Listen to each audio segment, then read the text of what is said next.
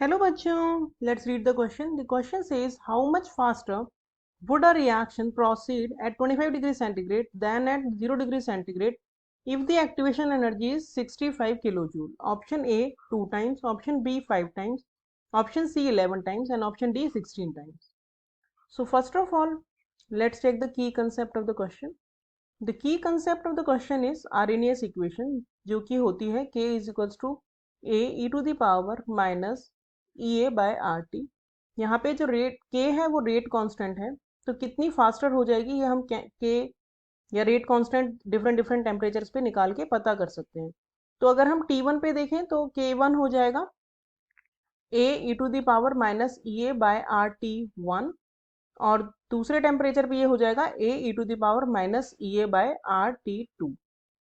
EA बोला है कि EA जो है वो सेम है दोनों के लिए, तो हम इसे अगर लॉग की फॉर्म में लिखें तो हम लिख सकते हैं log A minus EA by 2.303 RT1। ऐसे ही जो दूसरी इक्वेशन है वो हो जाएगी log K2 is equals to log A भी क्योंकि कांस्टेंट है तो वो भी दोनों के लिए सेम ही रहेगा, माइनस EA बाय RT2 और 2.303 भी आएगा।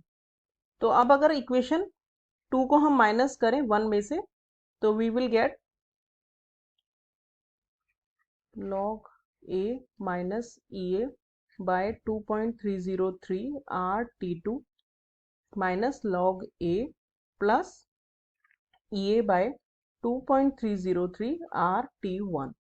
इसको हम कुछ इस तरह से भी लिख सकते हैं K2 by K1 is equals to, ये कैंसिल हो जाएंगे, EA बाय 2.303 R हम कॉमन ले लेते हैं क्योंकि वो दोनों में ही कॉमन है, तो 1 bye T1 minus 1 bye T2 ये हो जाएगी हमारी फाइनल इक्वेशंस।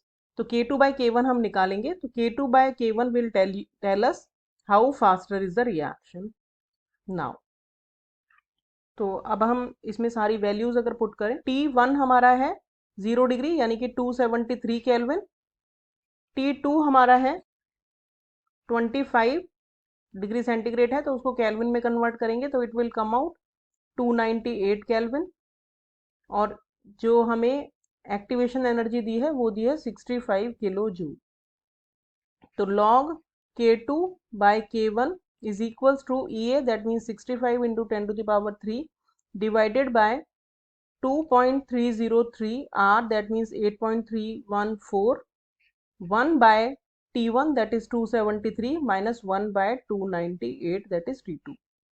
तो अगर हम इसको कैलकुलेट करें तो it will come out 3394.8 0.00366 minus 0.00335। Ultimately अगर हम इसको पूरा मल्टीप्लाई करके माइनस करके तो it will come out approximately 1.05। तो ये है log K2 बाय K1।